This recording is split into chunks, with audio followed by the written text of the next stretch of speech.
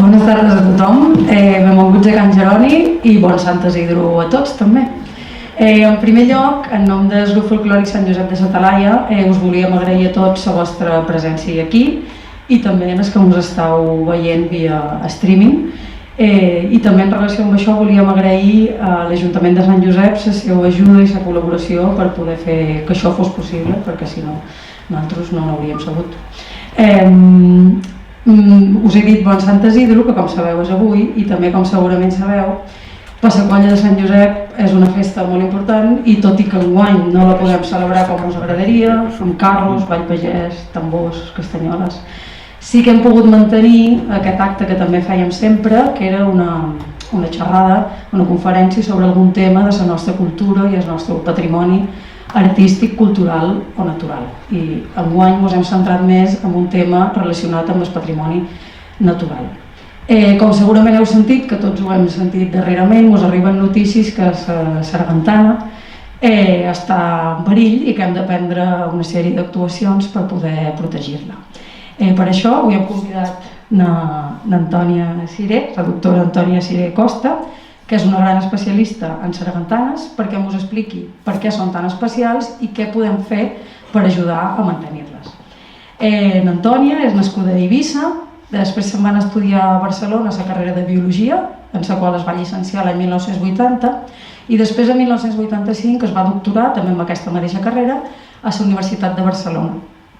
Sempre durant tota la seva trajectòria ha compaginat la docència amb la recerca científica, i quan us dic que és una especialista en el tema de les sargantanes és perquè el tema en el qual ha dedicat tota la seva recerca és el de les sargantanes i, de fet, la seva recerca de la tesi doctoral se va centrar en l'evolució i la taxonomia de la sargantana de les Pitiüses i totes les seves poblacions. Tots aquests estudis l'han dut a fer recerca a ciutats europees com Bonn, Frankfurt i Múnich, i els seus articles han estat publicats i presentats en revistes i congressos internacionals com el Congrés Internacional d'Herpetologia a Praga l'any 1986. Tota aquesta feina que ha fet no s'ha quedat només en l'àmbit científic, sinó que la doctora Siré ha fet sempre una feina divulgativa. N'és una mostra la publicació que va fer l'any 2015 del seu llibre Eivissa i Formentera, sargantanes i illes, obra de la qual ella mateixa n'ha fet la traducció en el castellà i en l'anglès, totes dues publicades l'any passat, el 2020. Per tant, com us he dit, tenim el plaer d'escoltar tota una eminència en l'estudi de la sargantana pròpia de Can Nostra i res més, li agraïm enormement que hagi acceptat venir avui a fer-nos aquesta conferència i res, us deixo amb ella. Moltes gràcies.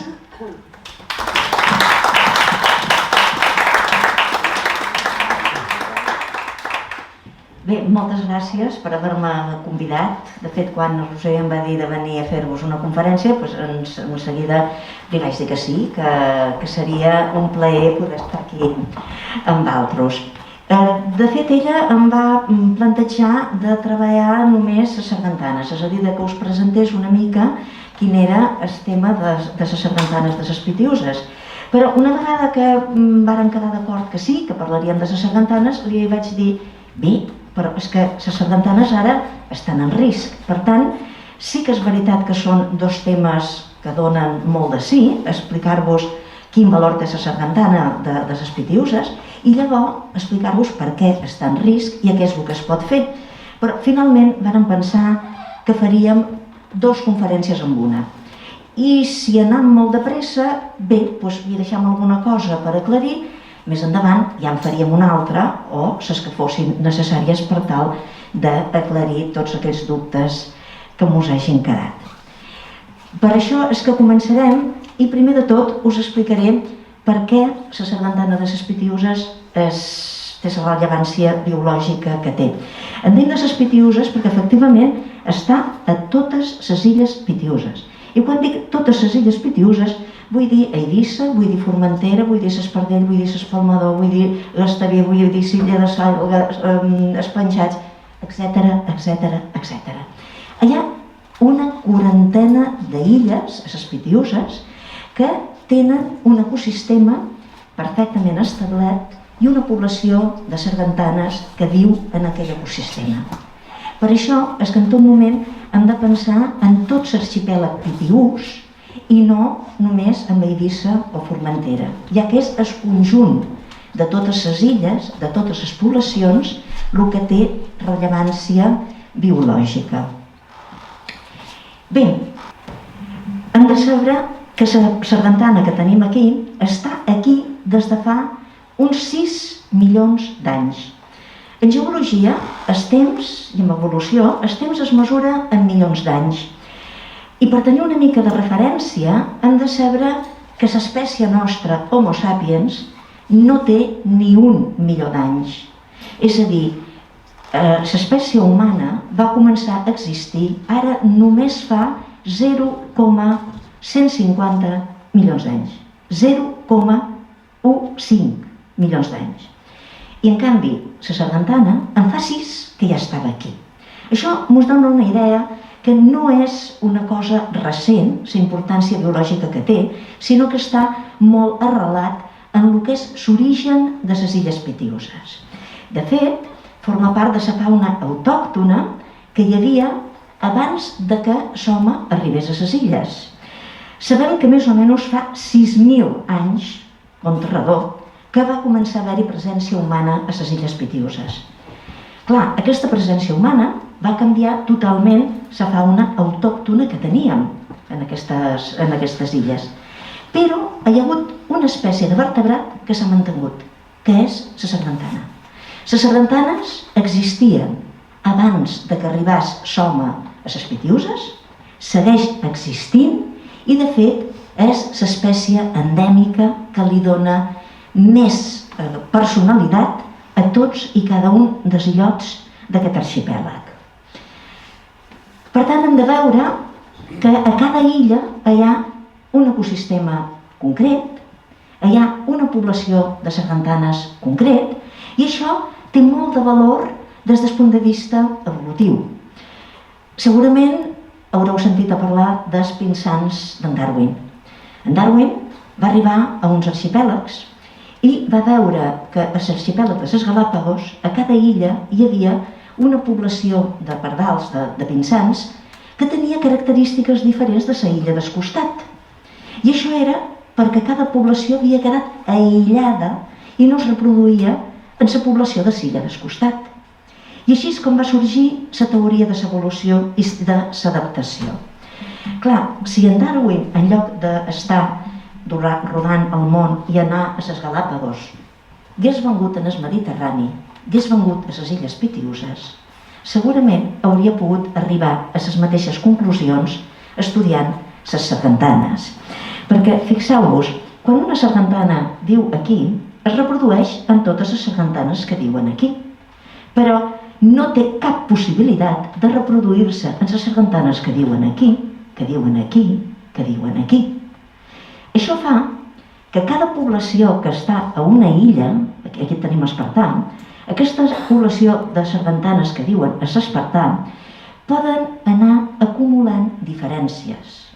Sabem que gens no és una cosa estàtica que duri sempre permanentment igual, sinó que hi ha petits canvis.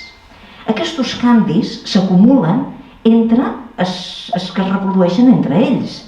És a dir, tots els que estan aquí, si hi ha algun canvi en algun moment per reproducció, poden arribar els seus descendents a heredar aquests canvis. Però, si en aquesta altra illa sorgeixen canvis diferents, passarà el mateix. Aquests canvis estaran en els descendents d'aquesta illa. I això farà que el que va canviant a poc aquí i el que va canviant a poc aquí vagi agafant camins divergents. Com que no es mesclen, acaben tenint característiques particulars, diferents a cada població, a cada illa. Això és el que va passar amb els pinsans d'en Darwin i això també és el que passa en les sargantanes de les Pitiüses. Per tant, ara veurem una mica, no totes, perquè n'hi ha una quarantena i seria molt llarg, però en veurem algunes de les poblacions més característiques. En el Vedrà i en el Vedranell, les sargantanes tenen un color molt característic. Els laterals i la part de baix és de color blau, és un blau elèctric realment molt polit, i el centre és de color groc. Això fa que tingui un aspecte de bandera. Jo sempre deia que era la bandera de la Marina Eivissenca, recordeu aquella bandera que era un quadrat blau i enmig un quadrat groc, que duien antigament els barcos del que en dèiem la Marina Eivissenca. I clar, mira, aquesta és la sargantana representativa de la nostra marina, en sus colors blau i groc. I llavors trobam que a altres illes aquesta coloració no apareix per res, sinó que en tenen una altra. A l'illa de l'Espartà, per exemple, a la banda de dalt és de color púrpura i a la banda dels costats és un blau que no és tan elèctric com en es vedrà, sinó que és una mica més verdós. A la coniera, per cert, deixeu-me dir-vos, per això he agafat aquesta diapositiva, veus que té tants de forats, la coniera? La coniera es diu coniera no perquè hi hagi conís, ni hi hagi hagut mai conís, ni té res a veure amb sus conís. La coniera es diu així perquè els llatins en deien cunicularium, que no vol dir coní, sinó que vol dir amagatall, vol dir forats, vol dir cavernes, galeries. I, com podeu veure, n'està ben servida la coniera de tota aquesta sèrie de forats i de galeries. Per això és que va agafar aquest nom. I la coniera són d'un color verd particular, un verd així una mica tirant a blavós, és un verd malaquita molt particular, i n'hi ha d'altres de poblacions que també tenen verds similars en aquest, però en el cas de la coniera es caracteritzen perquè en el ventre tenen taques quadrades, així blanques, blanques, més claretes i negres, de tal manera que a vegades tot el ventre fa com si fos un ajedrez, és a dir, quadradets negres que fa que tinguen un ventre com a molt característic. Us he posat a dalt els noms científics que tenen les diferents poblacions, per això no us hi fixeu, perquè l'important no és que tinguin nom, sinó què significa des del punt de vista evolutiu i ecològic aquestes poblacions de sargantanes, que és el que realment llavors té importància biològica. A Tagomago tenen un color també que us recorda una mica a la coniera. És el que us deia, la coniera i Tagomago estan molt lluny una de l'altra, i en canvi la coloració d'aquest verd dorsal característic està tan present a Tagomago com a la coniera. Això és molt curiós, perquè genèticament no tenen res a veure, no s'han creuat mai. Ja seria escolmo que no es poguessin reproduir en la població de l'illa del costat i en canvi sí en la illa que està a l'altra banda de les Pitiüses. Però és que això té a veure amb les condicions ecològiques que hi ha a la coniera i a Tagomago.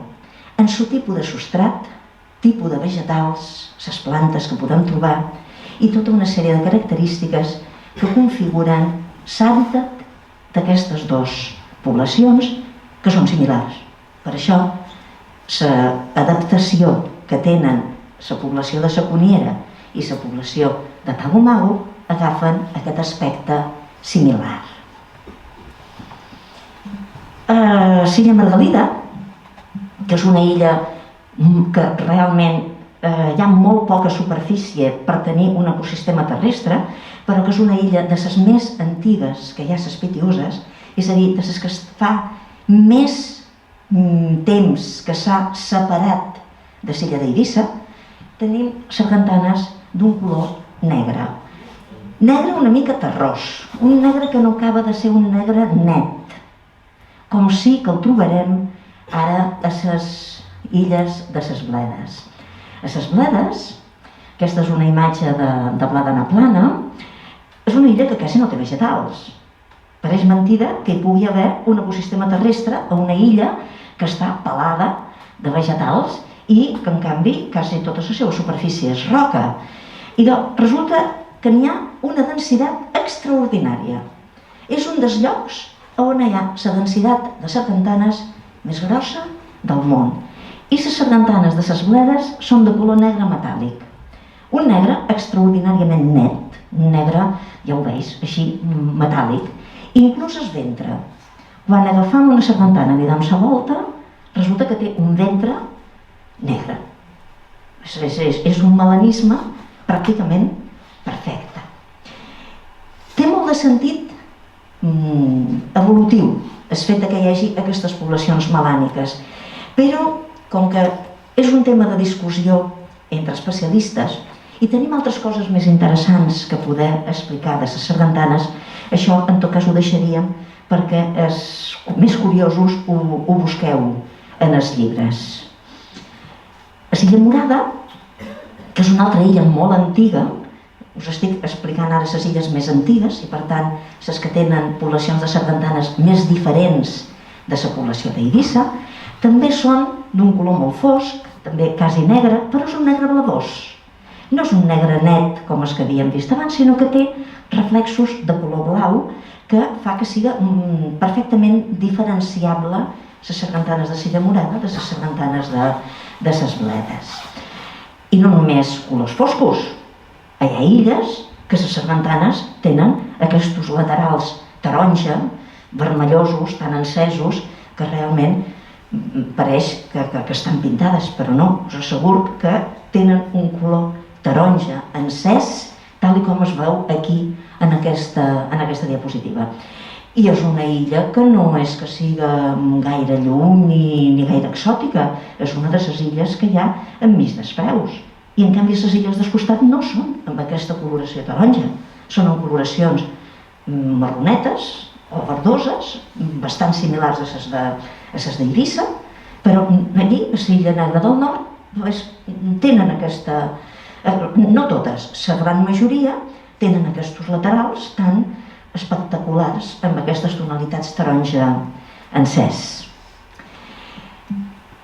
Per no continuar allargant, ara només parlaré, ja per finalitzar, de l'illa de Formentera, perquè veieu que el tema de les sargantanes és un ventall molt ample de poblacions molt diferents, de biodiversitat realment espectacular en a quins nivells s'arriba, perquè mos agafa un nivell molt ample de variació i que a una mateixa illa, si les característiques són diferents, també hi pot haver-hi un esclat de biodiversitat que respon a les característiques ecològiques de cada lloc d'aquesta illa. A Formentera reconeixereu, a la punta de Trucadors, que a vegades es talla, degut a el temporal, i que fa com a falses illes. Això fa que aquestes sargantanes d'aquí, de fet, actuïn com si fos una illa separada de la resta de l'illa. Però clar, a vegades estan juntes. Per tant, sempre hi pot haver-hi traspàs d'individus que van d'un costat a l'altre. Ara bé, aquest traspàs no és dràstic, sinó que s'observa que hi ha com una gradació. Aquí tenim les sargantanes, ara veurem de quin color són. Llavors, aquí, un color intermedi entre aquestes i les de més endavant, i llavors, a les puntes, tenim ja coloracions extremes. Per tant, a Formentera, que moltes vegades diuen «Ui, és que les sargantanes de Formentera són». Clar, jo sempre pregunto, de quin lloc de Formentera? Perquè a cada lloc podrem trobar coloracions pròpies d'aquell lloc que són diferents de les que hi ha 5-10 quilòmetres més lluny. A la punta de Trucadors, a la part nord, les sargantanes són d'un color claret, com si fos arena. És una llengua d'arena. Per tant, si tenim aquests colors clars, fixeu-vos que aquest color clar s'assembla molt a les fulles de posidònia seca que tenim per aquí i que també s'assembla a les fulles de serva de Trucadors que estan plenes de pelussa que hi ha per aquí. I en terra, ara aquí hi ha molta vegetació, però baix d'aquesta vegetació hi ha arena. I aquest coloret que tenim s'assembla molt al color de l'arena. Clar, aquestes sargantanes, a la punta de Trucadors, són poc visibles pels seus depredadors. Per això tenen aquestes coloracions. Per això s'han adaptat en aquestes coloracions, perquè, en definitiva, les sargantanes han de tenir una viabilitat biològica. I la primera viabilitat biològica que ha de tenir un ésser viu és que els seus depredadors el respectin, que no se'l mengin i que es pugui reproduir. Aquesta és la primera, diguem-ne, finalitat. S'ha de tenir el que se'n diu fitness biològic. I el primer fitness biològic és deixar descendents, reproduir-se. I per poder-ho fer, evidentment, s'ha d'arribar a edat adulta abans que se'l mengin els depredadors. Veus? El que us deia, aquí, allà, aquest barco està a l'altra banda i és un barco que té molt de calat i en canvi només hi ha una petita llengua d'arena que de tant en tant desapareix i fa que la punta de tocadors quedi totalment aïllat del que seria la zona d'aïlletes. Aïlletes ja són una mica més fosques. No són verdes aïlletes, són marronets, però quizá no marró tan clar de color arena, sinó una miqueta ja més fosques, perquè ja tenen més coloració similar a la que trobarem més endavant a Formentera. En el centre de Formentera tenen colors verds de tot tipus, aquest seria un molt característic, però hi ha altres tonalitats. I quan arribam al Cap de Barberia, a poc van agafant aquestes coloracions blau cian. És a dir, es van fent cada vegada coloracions més extremes. De tal manera que en el Cap de Barberia ja és un color blau molt característic, color blau cian.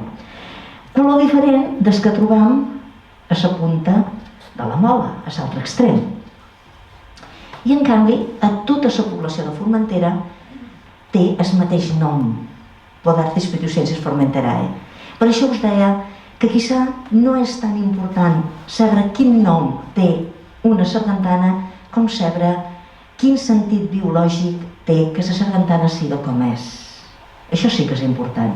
I el nom moltes vegades ens amaga realitats més complexes que el que és posar un nomet, una etiqueta a un ésser viu. Bé, parlem ara una mica de quines serien les sargantanes. Algunes coses les sabreu, perquè tots de petits hem jugat en les sargantanes com en tantes altres coses i hem fet les malifetes que tots hem fet. El primer que hem de saber és que no tenen metabolisme que els hi doni escalfor, sinó al revés. Segons l'escalfor del seu cos, acceleren o disminueixen el metabolisme. Poden estar molt de temps sense menjar si fa fred, perquè com que no tenen metabolisme no gasten. Nosaltres al revés, si fa fred gastem més, perquè hem de fer més calor. Són poiquilotermes, és a dir, antigament en dèiem de sang freda. Si fa fred, no necessiten menjar. Dormen i ja passa el temps.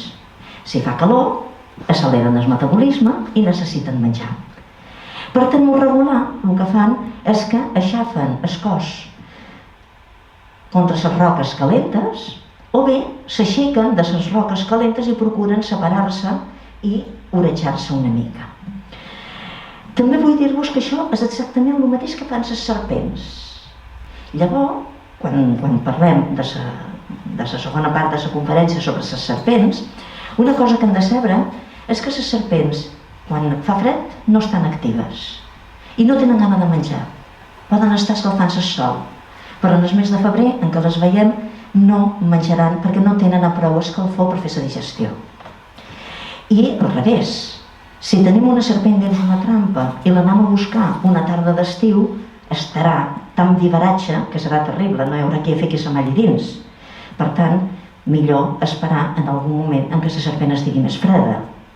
Cosa que no passa amb un ratolí.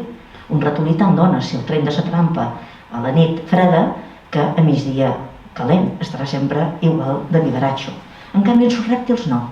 Els rèptils han de tenir molt en compte aquestes característiques perquè ens ajudaran molt a poder-los manejar i a poder-los entendre. Una altra cosa que també ens crida molt l'atenció és que les sargantanes canvien la pell. Veus aquí que se li aixeca. Clar, això va molt bé, canviar la pell d'aquesta manera, Perquè les pells s'embruten, tenen paràsits, agafen malalties, i si canvia la pell, tots els paràsits se'n van. Per tant, és una manera molt higiènica de poder mantenir una vida saludable. I aquesta és l'estratègia que tenen les sargantanes, és a dir, canvien la pell i tots els àcars, el que per nosaltres serien puces i coses que s'enganxen, tot això se'n va. I per tant, renoven la pell i renoven també tots els possibles paràsits que puguen tenir. Les serpents també canvien la pell, però no ho fan a trossos, sinó que ho fan tot sencer, com llavors veurem una diapositiva. Perden la coua. Això ja ho sabíem perquè, com us deia, tots hem jugat en les sargantanes i els hi hem romput la coua quasi sense dar-me en compte. Veus aquí? Ha perdut la coua. Ho fan voluntàriament. Les serpents no perden la coua. Podem agafar-la de la coua i no se li trencarà mai. Les sargantanes sí.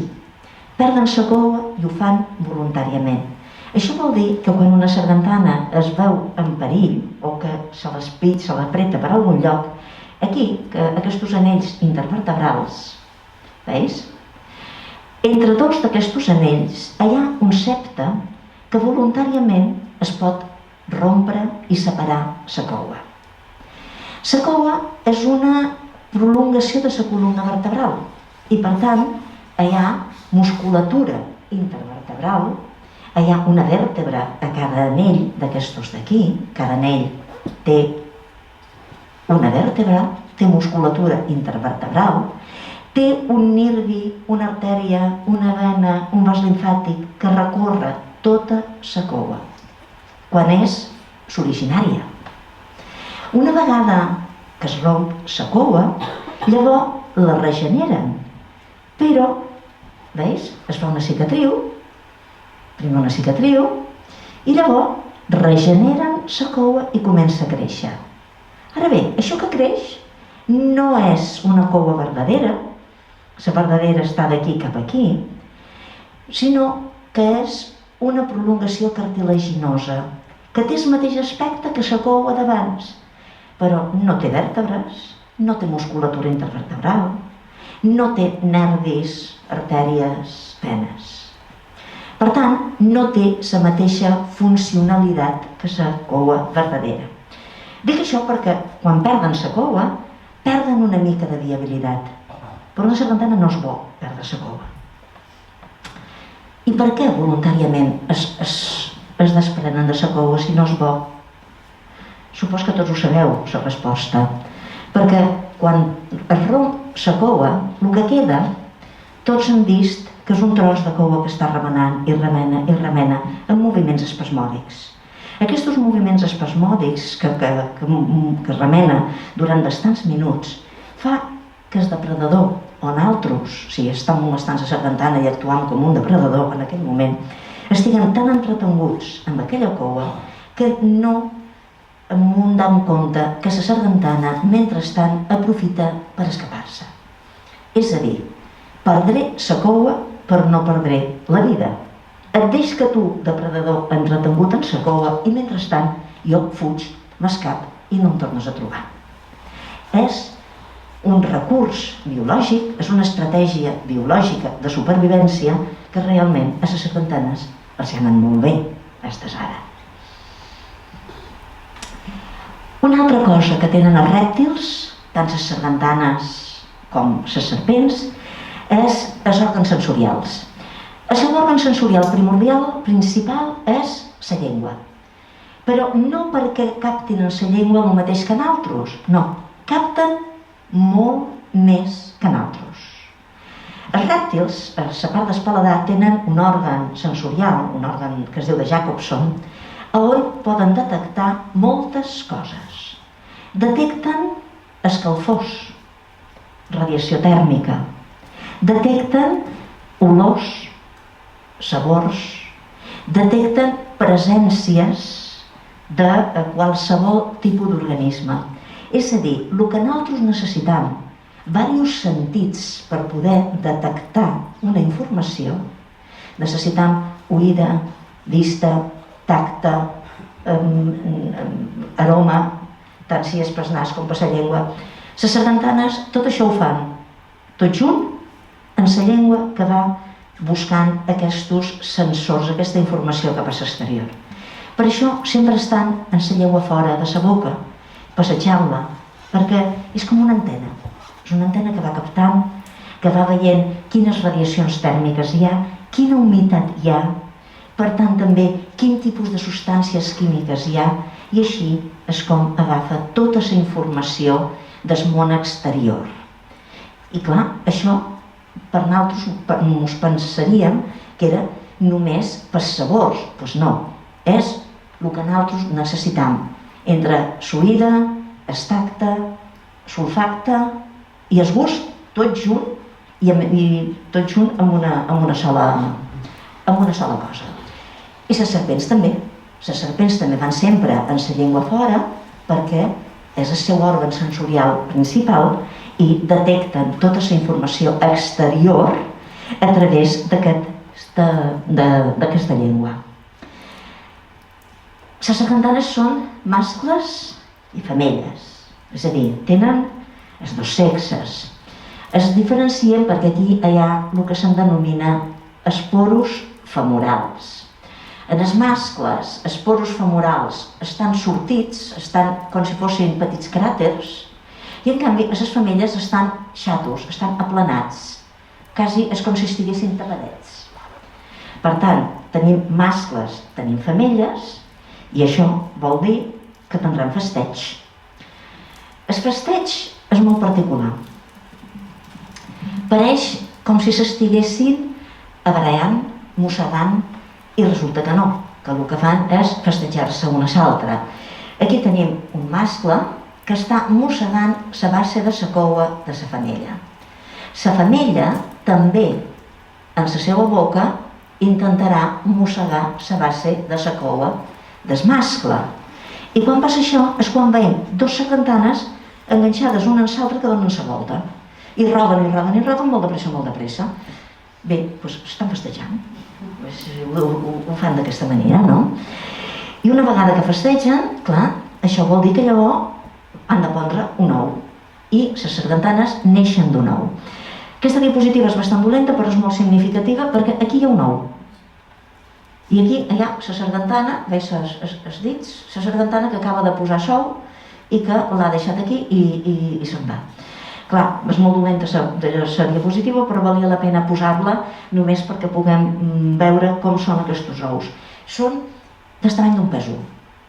Petitets, blanquets, molt difícils de veure i de trobar, però si alguna vegada entremig de pedra seca, entremig d'arena més o menys seca i rostida, que a vegades queda per davora dels camps, trobeu un ou d'aquestos, sapigueu que és un ou de sargantana.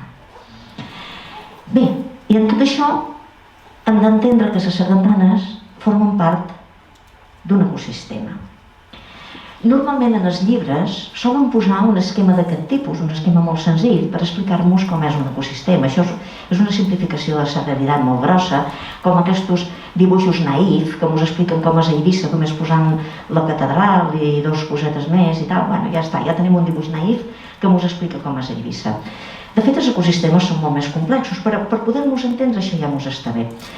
Les sargantanes en el continent, és a dir, les que no són de les pitiüses, són organismes que no mengen mai el primer nivell tròfic.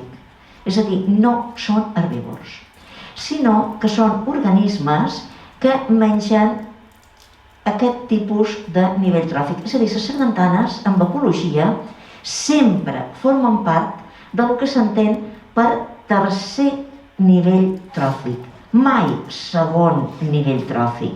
És a dir, en el continent mengen cucs, mengen insectes, són depredadores d'altres organismes més petits, altres organismes animals. I en canvi, aquí a Eivissa, tothom sap que això no va així. A Eivissa les sargantanes mengen de tot, absolutament de tot. I no només perquè nosaltres els hi donam menjar vegetal, fruita, tomata, qualsevol tipus de menjar que tinguem, mengen absolutament de tot, però és que elles per si mateixes també mengen vegetals. Mengen flors, moltes flors, pol·len, nèctar, llavors, fruits, del que hi ha, fruits de mata.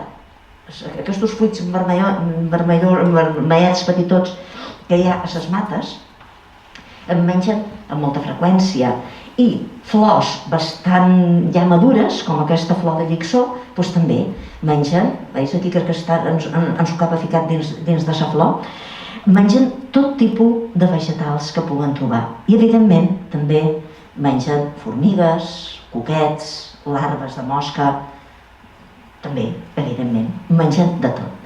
Per tant, no estan situades dins de l'ecosistema de la mateixa manera que ja estan en el continent, sinó que tenen una posició bastant més complexa. Les sargantanes fan una funció que està en el centre de totes les xarxes tròfiques que hi pugui haver a un camp eivissenc o a un illot de les Pitiüses. Això fa que tinguen una funció que permet que els paisatges eivissencs, que el camp eivissenc siga tal com és. Les sargantanes escampen el pol·len. Les sargantanes dispersen les llavors. Les sargantanes, a més, es mengen els cuquets que, si no fos per això, poden acabar sent una plaga. Les sargantanes, de fet, estan en el centre de totes les xarxes tròfiques que hi ha a un illot. Dins de l'illa d'Eivissa hi ha molts més protagonistes, hi ha més elements. Però en els illots, que hi ha molt pocs elements, les sargantanes són l'eix central al redador del qual s'estructuren totes les espècies.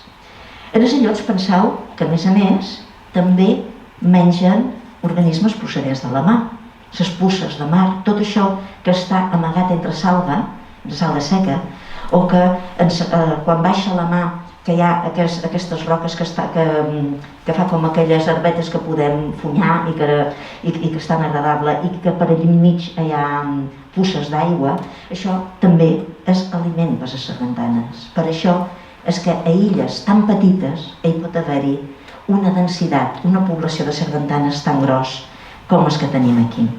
O sigui que tenim un actor ecològic completament diferent de lo que són les sargantanes en el continent. I aquest actor ecològic que tenim aquí permet que els nostres ecosistemes tinguin aquesta diversitat, aquesta biodiversitat tan elevada que tenen a pesar de ser en superfícies tan petites. I clar, això ens porta a pensar com funciona un ecosistema. A tots els llibres d'ecologia, després d'estudiar moltes coses, s'arriba a la conclusió que un ecosistema és com una espècie de maquinària molt complicada que té moltes peces i molts d'engranatges coordinats un amb l'altre i que no s'hi pot afegir ni treure cap peça. De la mateixa manera que en aquest engranatge que tenim aquí, qualsevol afegitó que puguem fer d'una peça d'aquestes, o qualsevol manca, és a dir, si estiram d'aquí qualsevol cosa, és a dir, si afegim o traiem peces, tothom veu que això deixarà de funcionar, això col·lapsarà.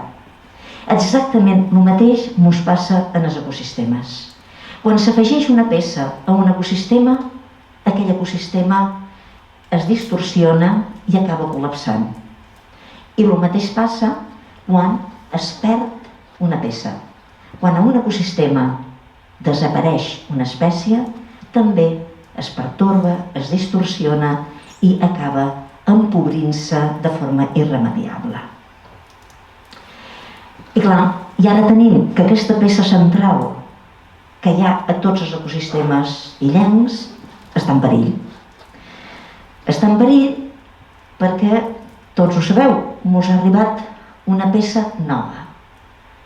Tenim una peça que abans no hi era, que ha començat a existir aquí a Eivissa a partir de l'any 2000-2003, que són les serpents, i que han tingut un èxit extraordinari a l'hora de venir en aquestes illes. Tan extraordinari que en molt pocs anys, encara no fa 20 anys que estan aquí, i resulta que ja són una amenaça greu per tots els ecosistemes que tenim aquí.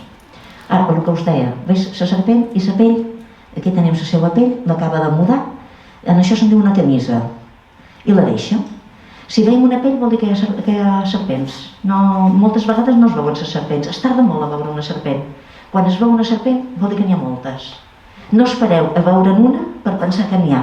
No, quan la veieu ja és tard. Anem a veure quines serpents s'han vist a Eivissa. A Eivissa, fins ara tenim notícia certa que se n'han vist aquestes 4 espècies. Començaré per baix. Aquesta és la primera que va arribar.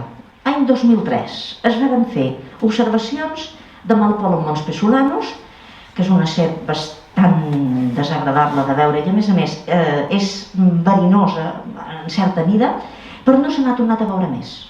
És a dir, sí, va entrar, però no va tenir èxit en la colonització. Si no té èxit en la colonització, aquesta població desapareix i si no en tornen a entrar d'altres, doncs no li torna a haver. Això és el que pareix que ha passat. No pareix que hagi prosperat. Nàtrix, la serp d'aigua, sembla ser que se n'han vist, però podria ser un error d'identificació, perquè s'assembla bastant a la d'aquí dalt, a la serp de ferradura. Per tant, es dubta que n'hi pugui haver, perquè aigua, no es entenguem gaire. No tenim rierols permanents.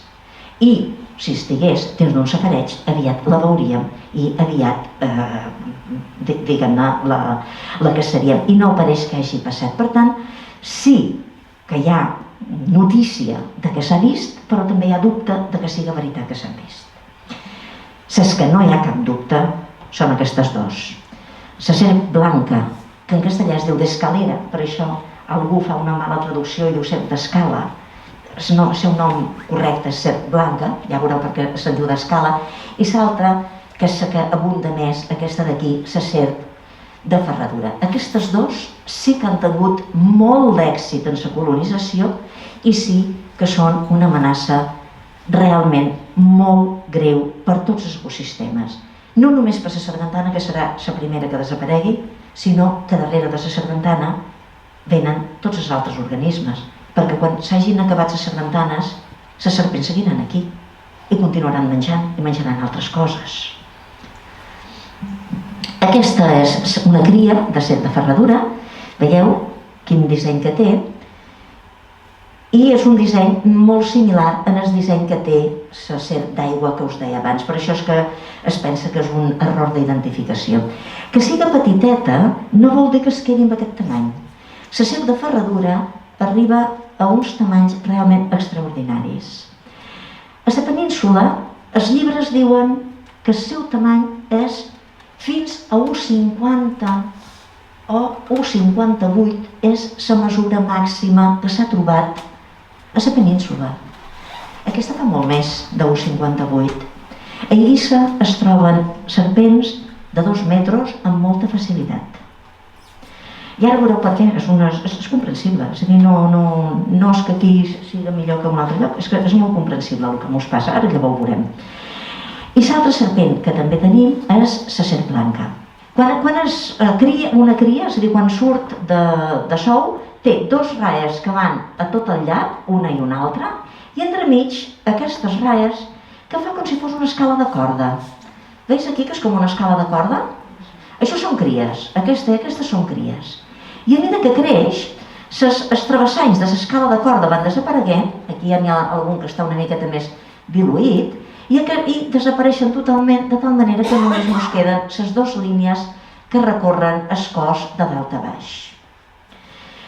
Aquesta també ha tingut molt d'èxit en la colonització, però quizá una mica menys que la serp de ferradura, que té molt més èxit en la colonització. Aquí tenim una serp de ferradura que s'està menjant un dragó. El que mengen més gust són dragons i sargantanes. I s'ho mengen fins a arribar a exterminar-los. Allí on hi ha serpents, fa temps que no es veuen sargantanes, les exterminen. Vull dir que les exterminen aquí, a la península no. A la península, per allò que us deia que cada espècie a un lloc diferent fa una funció diferent, resulta que aquestes serpents, la seva dieta no és de tantes sargantanes. No, mengen altres coses. Hi ha alguna sargantana. En canvi aquí, les sargantanes d'aquí, quizà perquè són més lentes, quizà perquè no tenen assimilat que una serpent és el seu depredador i no fugen, però el cas és que mengen sargantanes fins i tot fins que arriben a exterminar-les del lloc allí on estan.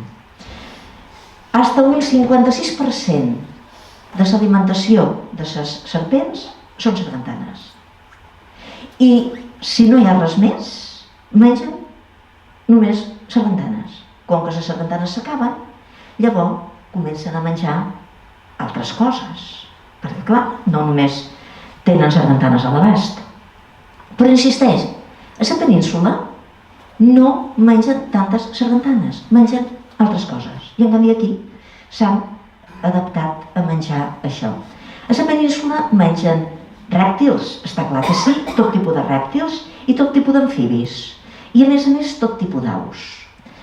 Per tant, una vegada que s'acaben les sargantanes, el que faran serà menjar tots els pollets de tot tipus d'aus. És a dir, de puputs, de caderneres, de verderols, de gavines, si arriben, de virots, qualsevol au que pugui haver en els boscos, o en els penya-segats, o en els illots de les pitiuses, seran l'aliment de les serpents. I també, clar, tot tipus de petit mamífer. Com que mengen petits mamífers és per això que podem posar trampes amb un ratolí dins, perquè serà l'esquer perquè pugui entrar la serpent dins de la trampa. I ous, també mengen ous. Hi ha gent que ja comença a veure que dins del galliner de sobte li falta un pollet. Però bueno, què ha passat aquí? No ha entrat cap gat, no ha entrat cap xaneta, està tot ben tancat. Per un forat d'aquestos de tala de galliner, de la tala metàl·lica que posàvem als galliners, per aquests forats entren perfectament les serpents. Per tant, per allí n'entra una, es menja el pollet i llavors se'n torna a anar. O sigui que una vegada que s'hagin acabat les sargantanes, llavors començaran a menjar altres preses. I per què són tan grosses les serpents aquí a Eivissa? Perquè no tenen depredador. A la península tenen molts depredadors. Per tant, tot està equilibrat. Com aquell engranatge que us deia, que tot està equilibrat. Cada peça controla la peça del costat. Quan hi ha una serpent que creix més del compte, a la península, es fa molt visible en els seus depredadors. Com que es fa molt visible en els seus depredadors, ràpidament la depreden. Per tant, hi ha un límit de tamany que no es pot sobrepassar, perquè si ets massa vistós, en seguida et depreden, per tant, en seguida que arribes a aquest tamany, desapareixes. Per això és que a la península les serpents no solen passar de metro i mig. Aquí, com que no hi ha cap depredador que faci aquesta funció, què passa? Que segueix creixent la serpent i no la depreda ningú. I com que té menjar, segueix menjant i segueix creixent i segueix creixent. Com que no hi ha depredador, continua i continua. I així és com arribam a tenir aquest gegantisme tan extraordinari. Simplement perquè el fet de ser visible no és un hàndicap, sinó un avantatge. Si ets més gros, tens més avantatge per poder menjar millor. En canvi, a la península, ser gros és un hàndicap, perquè ràpidament els depredadors et veuen i et depreden i et treuen de joc. És a dir, a cada ecosistema hi té que haver-hi les espècies pròpies d'aquell ecosistema. I quan s'afegeixen peces o falten peces, aquest ecosistema ràpidament es pertorba, es distorsiona i a poc es va fent cada vegada més pobre. Per tant, la biodiversitat cau en picat cada vegada que hi ha introducció d'espècies que no són pròpies. I aquí tenim la clau que us deia d'aquest gran èxit de les serpents a Eivissa. Tenen refugi, però que no se l'acaben. Les parets de pedra seca, les rocalles, és un refugi fantàstic. Que, per cert, com que també és el refugi de les sargantanes, què és el que li ha passat a la sargantana? Que li ha entrat l'enemic dins casa.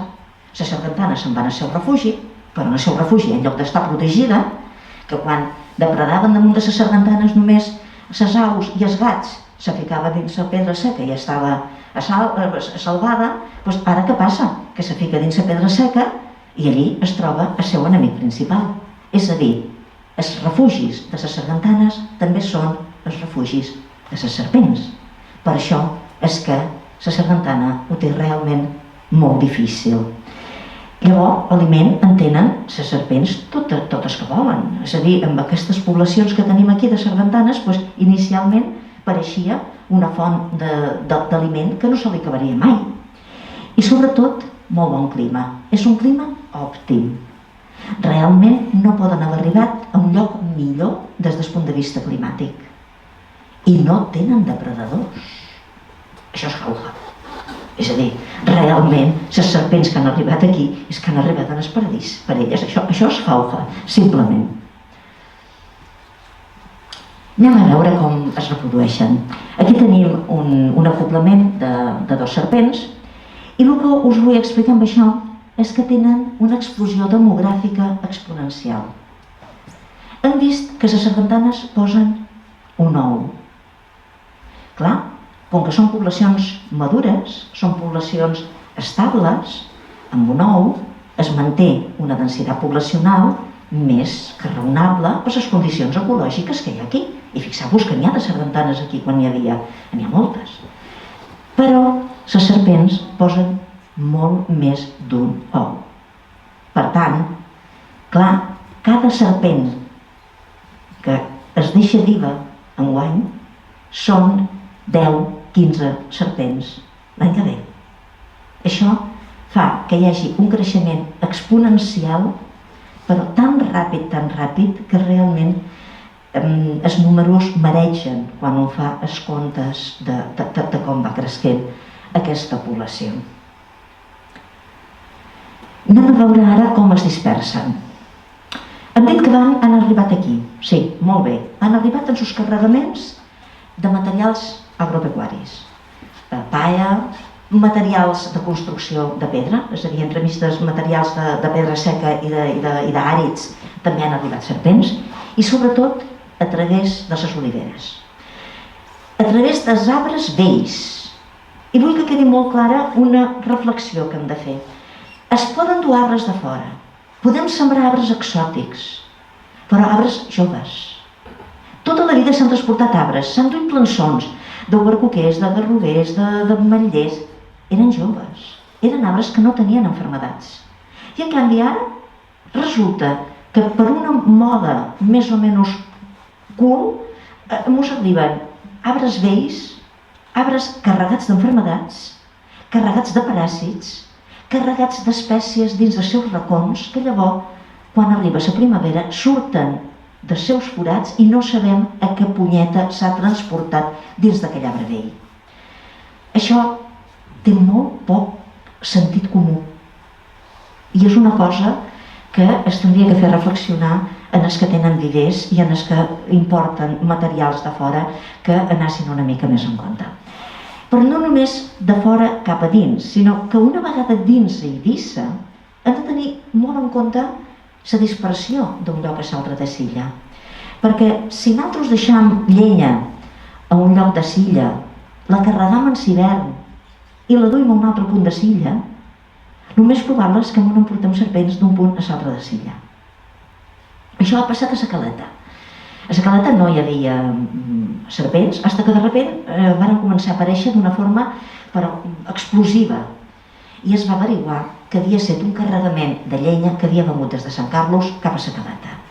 És a dir, hem d'anar amb molt de compte ara, abans no, abans fèiem les coses amb més, diguem-ne, tranquil·litat, però ara hem d'anar molt de compte de no transportar materials en hivern que puguen portar serpents, perquè les durem d'un costat cap a l'altre d'una forma involuntària i a més poden fer molt de mal en el lloc allà on vagin a parar. Ells s'amaguen, busquen refugi d'hibernació i llavors quan desperten, si nosaltres hem transportat aquests materials, desperten a un altre lloc. I un altre punt de reflexió és els barcos de navegació. Aquesta foto és aquí a Eivissa, és a dir, a Eivissa és molt freqüent quan caminam pel camp en hivern veure que de vora d'una casa tenen el cotxe, tenen el graner, i també tenen un barco. Bé, passa l'hivern. I llavors quan arriba l'estiu, doncs clar, boten el barco i anem a fer una volta hasta la Cuniera, o hasta Silla Morada, o hasta Tagumau, hasta allà on siga. Les serpents molt fàcilment es poden amagar a qualsevol dels racons per baix d'aquesta lona, per dins dels tubos d'escape, per dins la sentina del barco, es poden amagar amb molta facilitat. Si quan botam la barca la deixam un temps a la cala allí a prop de la costa d'Eivissa, quan les serpents sortiran nedant i se n'aniran a l'illa d'Eivissa.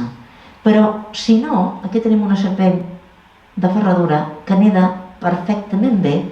Si estan a prop d'un illot, el que faran les serpents serà anar nedant fins a l'illot.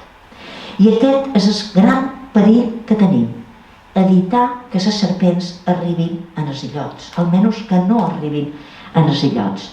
Perquè a una illa grossa com Eivissa, a veure, sempre podrem tenir algun reducte de sargantanes que puguen continuar visquent i llavors a un moment determinat repoblar la resta de l'illa. Però si arriben a un illot, ara esquilmen completament la població d'aquell illot i això sí que ja és una pèrdua irremediable per la resta dels temps per mai més. És a dir, no podem tornar a repoblar aquell illot en la població de sargantanes pròpia de l'illot concret, que ja heu vist que cada illot té una població particular. I clar, si es perd això, es perd ja de forma irremediable, que no es pot tornar-se a repoblar. En canvi, dins d'Eivissa sí que, si es perd una zona, sí que podem recuperar d'alguna manera. De fet, a Santa Eulària, que és el punt 0, allí on primer van desaparèixer les sargantanes, hi ha alguns llocs que s'estan repoblant. Per què?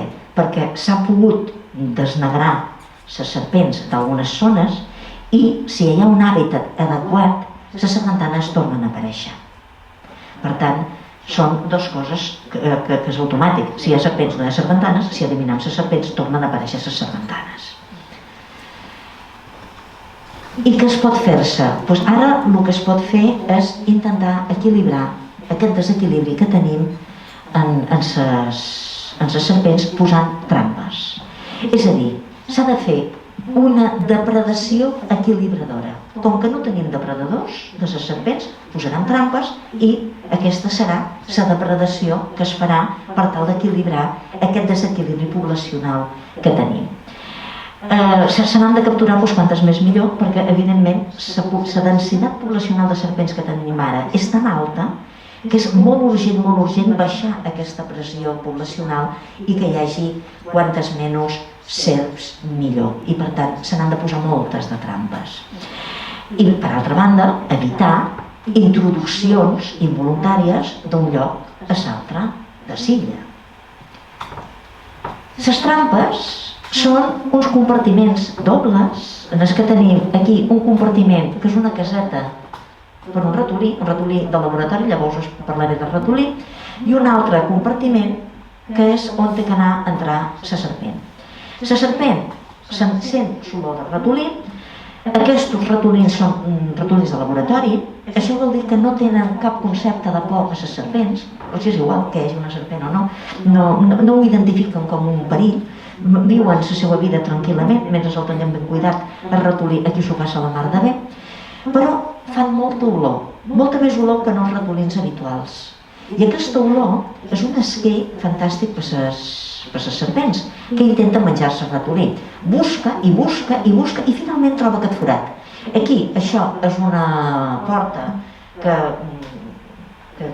està penjada des de dalt i per tant es pot moure així i llavors una vegada que està dins, cau aquí i ja no pot tornar a sortir. La trampa s'ha de col·locar d'una determinada manera, a prop d'allí on hi té que haver-hi serpents, i el ratolí està aquí tranquil·lament que no pateix. És a dir, que la trampa farà la funció depredadora que no tenim dins dels nostres ecosistemes. Veus? Aquí tenim una serp de ferradura i el ratolí està tranquil·lament visquent la seva vida. La serp aquesta va estar 2 dies aquí dins aquest compartiment fins que se va buscar-la, no corre pressa, és a dir, quan no té temps la va buscar per sacrificar-la, i mentrestant el ratolí no pateix i va fer. Clar, hem de pensar que si l'eix central de tots els nostres ecosistemes pateix, patiran totes les altres espècies. És a dir, els paisatges d'Eivissa són com són perquè aquestes ara hem tingut la fauna que teníem. I si aquesta fauna que teníem desapareix, a poc aniran desapareguent també altres organismes. I això, a poc anirà fent que els nostres ecosistemes siguin cada vegada més pobres. És a dir, la biodiversitat caurà tard o d'hora. O sigui que si el que volem és preservar els nostres paisatges, si el que volem és preservar la biodiversitat dels ecosistemes eivissencs, no ens queda més remei que eliminar aquestes peces distorsionadores que s'han afegit. Perquè una biodiversitat no és una col·lecció de cromos. A una col·lecció de cromos podem afegir una peça més, i tenim una peça més. Però un ecosistema no. Quan s'afegeix una peça més, no n'hi ha una més, sinó que a poc n'hi ha unes quantes de menys. Perquè a poc es va distorsionant i van desapareguent les espècies unes darrere les altres. Els ecosistemes es van homogeneitzant, tots es tornen iguals, tots són similars, les característiques pròpies de cada ecosistema desapareixen i, per tant, la biodiversitat global cau en picat quan entren espècies invasores en els ecosistemes insulars. Per tant, no tenim més solució. Si volem mantenir els nostres ecosistemes i mantenir la nostra biodiversitat, l'única solució és intentar eliminar les espècies invasores i sobretot evitar que n'entrin de noves d'espècies invasores. Bé, i amb això és el missatge últim que volia donar-vos.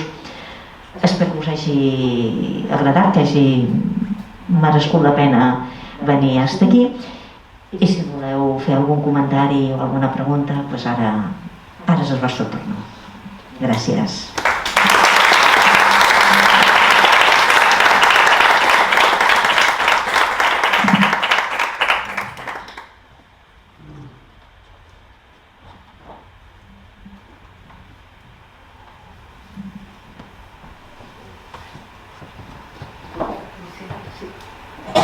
Jo volia demanar si amb la casa que estàu fent o que s'està fent de serps, si hi ha esperança, si en el número de serps que s'estan agafant, si penseu que hi ha esperança de que aconseguiran salvar la serpentana.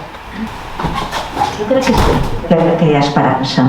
A veure, des dels tècnics de Mallorca us diuen que no hem de demanar massa, que possiblement parlar d'erradicació és demanar massa.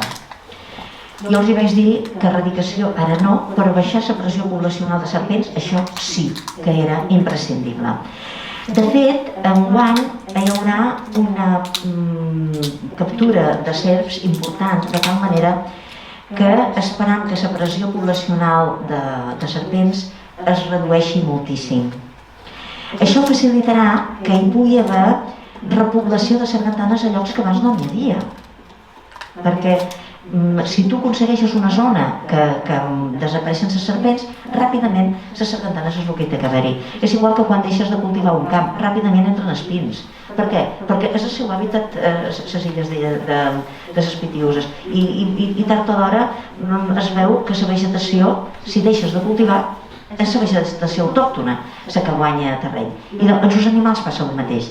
Si tu elimines les espècies invasores, ràpidament les autòctones són les que ocupen el territori. Una vegada que s'hagi baixat la pressió poblacional de serpents, que jo crec que en un any o 2 anys es notarà moltíssim, llavors sí que us podem plantejar algun tipus de lluita biològica per intentar erradicar les serpents. Ara, en aquest moment, evidentment, és demanar tot. I dius, home, no es pot fer-se així de cop i volta, perquè estan molt esteses. Però si es redueix la pressió poblacional, es torna a reavaluar quina és la situació de distribució de les serpents a l'illa d'Eivissa, jo crec que sí que es pot anar fent zones en les que es pugui anar evitant que entrin serpents. I aquestes zones anar, diguem-ne, fent barrera de tal manera que a poc es vagi acantonant. De fet, a Formentera estan a punt d'aconseguir erradicar-les. També han tingut el mateix problema, han fet aquest sistema de barreres, posar línies de trampes en barrera i anar acotant, de tal manera que avui en dia tenen les serpents molt acotades a la zona dels acantilats de la Mola. I ja han alliberat la resta de silla de serpents. Això vol dir que en pocs anys es pot arribar a aconseguir aquesta erradicació. Per tant, hem de fer un model similar. Eivissa és molt gros, té molts de racons, però teniu la sort que a cada racó hi ha sempre algun eivissenc que és el dueño del territori. No hi ha terrenos comunals que ningú hi vagi i que per tant allí puguin acampar. No, sempre hi ha algú. Per tant, hem d'aconseguir que la gent es responsabilitzi de posar trampes a tots i cada un d'aquests racons que té silla. I així sí que aconseguirem erradicar-les. Sí? I si volguéssim posar una trampa, crec que ha sortit pels mitjans, però ara mateix estic on s'han d'anar a buscar aquestes trampes i com s'ha pogut. Sí.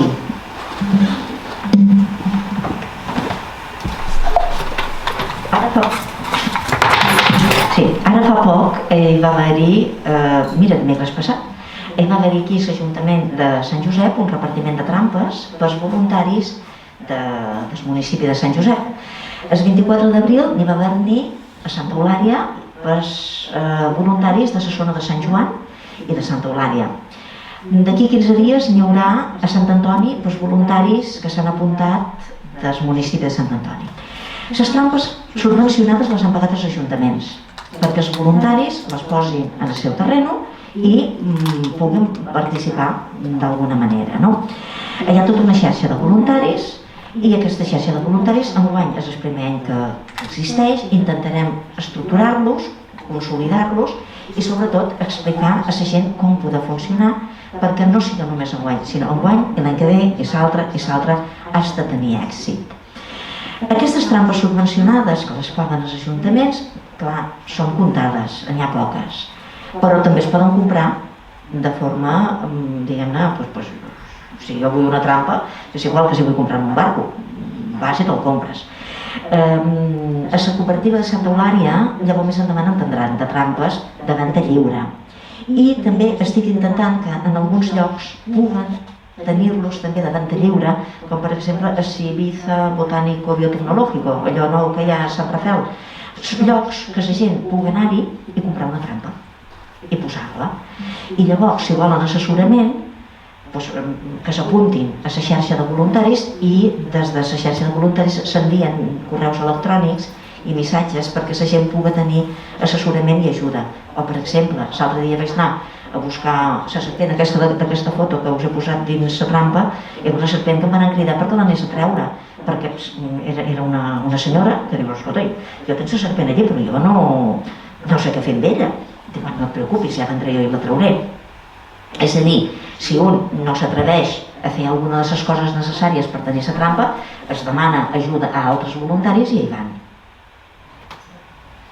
Per fer-se voluntari hi ha un correu electrònic que és sargantanes.eivissa@gmail.com i allí ja rebreu informació de què fer. Se'n capturen moltes així?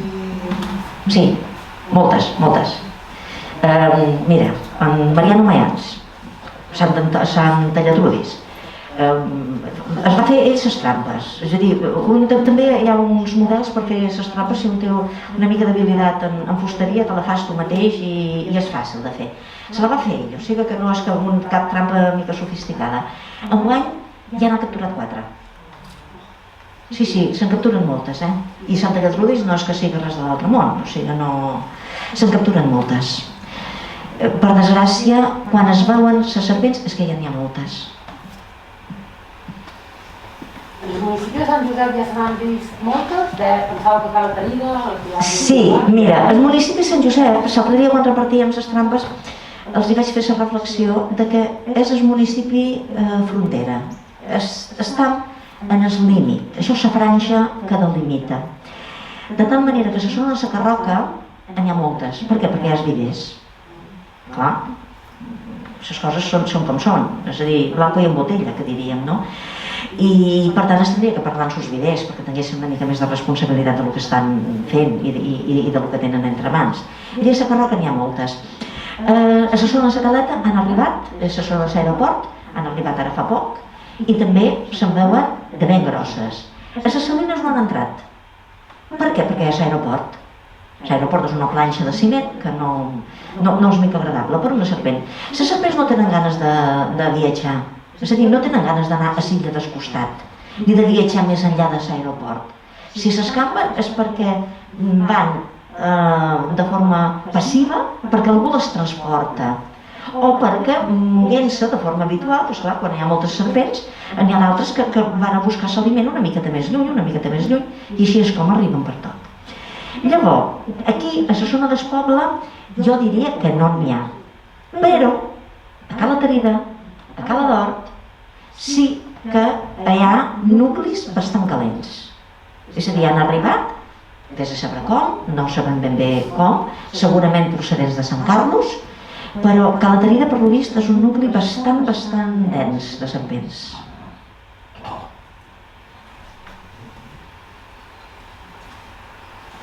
Señora, ¿qué hay de cierto que las trampas realmente no son efectivas mientras la serpiente no acaben con las lagartijas en el lugar donde se instalan las trampas? No és del tot cert, perquè els ratolins fan una olor molt característica. Sí que és veritat que hi ha hagut trampes que no eren efectives. És a dir, abans d'arribar a les trampes actuals, s'han fet altres models de trampa que eren molt poc efectives. En l'any 2015-2016, les trampes eren diferents i tenien un resultat nefast. És a dir, molt poques captures, molt poques. Ara, a base d'anar canviant el model, d'anar perfeccionant i de tenir uns ratolins que tenen un olor molt especial, sí que es tenen captures realment espectaculars. És a dir, us deia, Sant Tallatrudis és un lloc que encara hi ha sargantanes. I hi ha un lloc que encara hi ha sargantanes, enguany, en el que va d'any, hi ha una trampa, n'ha capturat 4 de serpents. Per altra banda, s'ha de col·locar ben col·locada. És possible que una trampa estigui mal col·locada i, per tant, no sigui atractiva per les serpents.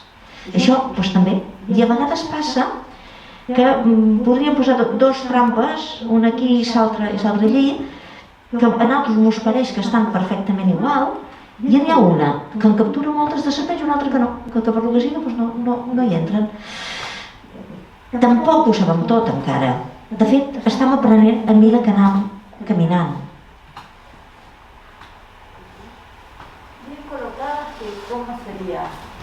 Té que ser de cara cap a una paret de pedra seca.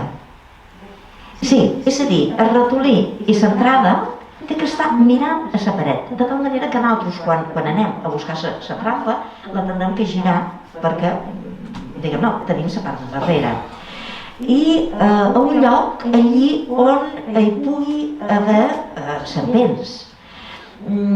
Quina és la descripció d'un hàbitat de serpents?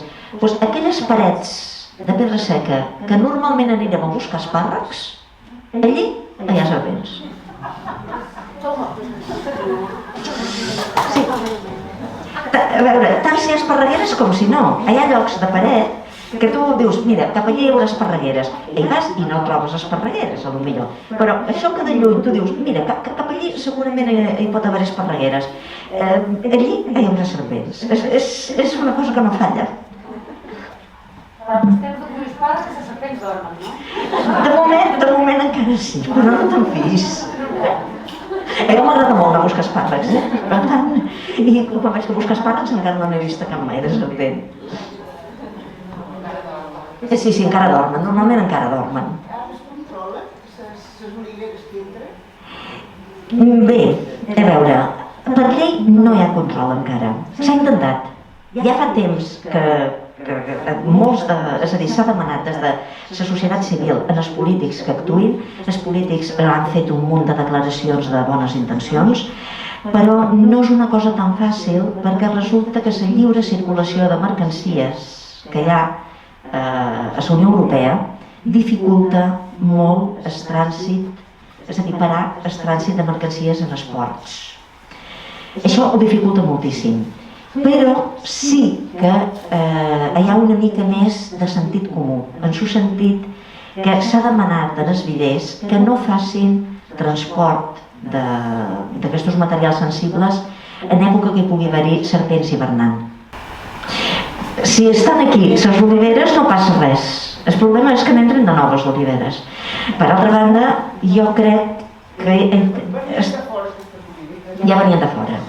Clar, es tindria que fer una campanya de conscienciació que els polítics d'aquí demanassin als viders d'aquí que per favor no duguin més arbres de fora.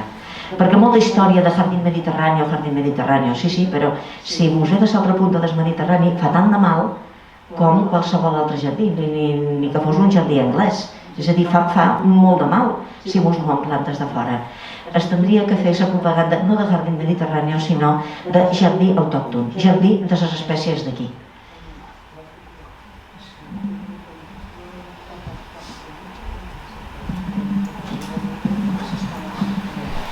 L'altre dia vaig anar a un jardí de frescos i vaig comprar un parell de plantes i allò em firmar un paper com que em comprometia a no transportar aquesta planta, i era una planta normal, sí, cap enfora. Fora d'Eivissa. I li vaig preguntar, jo t'ho firmaré, clar que sí, però no penso que és molt a fora.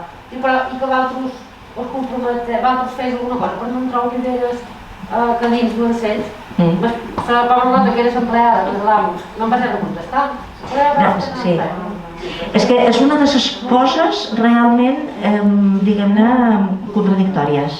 D'Eivissa no podem treure res per mort de la ciutadella, i en canvi de fora pot entrar qualsevol cosa portant-nos les serpents o la mosca blanca o la vespa asiàtica o qualsevol tipus de les espècies invasores que ens estan invadint i que ens estan produint plagues.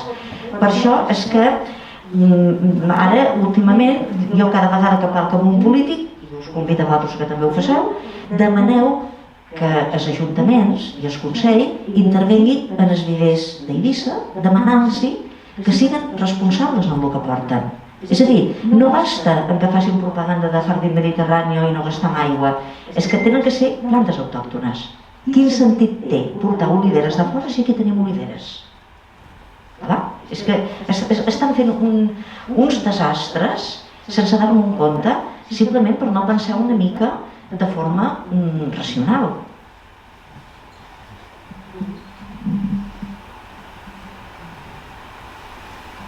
Va sortir una notícia fa poc sobre un illot de les Pitiüses que els censos darrers ja apuntaven que no hi havia la sargantana pròpia d'aquell illot. Sí, mira, en aquest illot hi vaig anar-hi.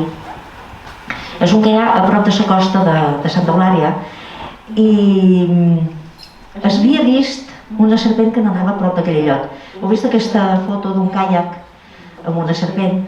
Bé, i la gent que anava en caiac per aquella zona va veure que hi havia una serpent a prop d'aquell illot.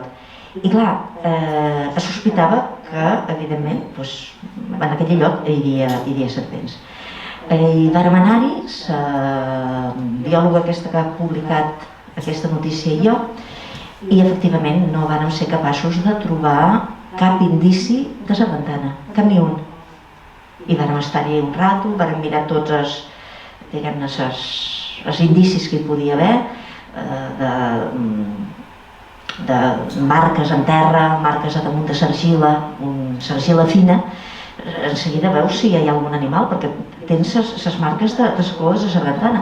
Damunt de serena de la platja, tu saps que hi ha sargantanes i que hi han passat sargantanes perquè queden allí les huelles, les petjades. I no n'hi havia en tot l'illot. I clar, vàrem donar per suposat que les serpents aquestes que havien arribat, que feia 2 estius que s'havia vist aquestes serpents, havien acabat en la població de sargantanes. I llavors també n'hi ha una altra, que hi ha una població molt disminuïda, també una altra de Santa Eulària, una població molt disminuïda, que fa 5 anys jo vaig atribuir a que tenien que ser gavines, perquè hi ha una població de gavines molt més grossa de l'habitual. Les gavines també a vegades depreden damunt de les sargantanes. Inicialment no vaig pensar que poguessin ser les serpents fa 5 anys, però llavors a mesura que va passant el temps i que vas veient com va, doncs clar, a pesar de que no hi hem vist serpents en aquesta illa, hem de pensar que segurament n'hi ha. Per això és tan important que quan es botin els barcos, vigilar que no duguin serpents de forma inconscient i que de forma passiva transportem aquestes serpents a prop dels illots, perquè quan surtin a nedar el que faran serà anar en el tros de terra més pròxim que tinguen, tant si és l'illa d'Eivissa com si és un illot. No es poden posar trampes en els illots? Estes ara sí, se'n poden posar, estes ara no se n'han posat perquè és que no hi havia evidència de que en tinguéssim, i quan s'ha anat de veure és que no s'han sabut veure les serpents ni cap indici de que hi hagi serpents. Això en tot cas tindria que ser Sibanat qui ho faci, els particulars no poden fer-ho. Tindria que ser una cosa dels tècnics del govern balear. Si no hi ha més preguntes, ho deixem aquí. Algú més? Moltes gràcies.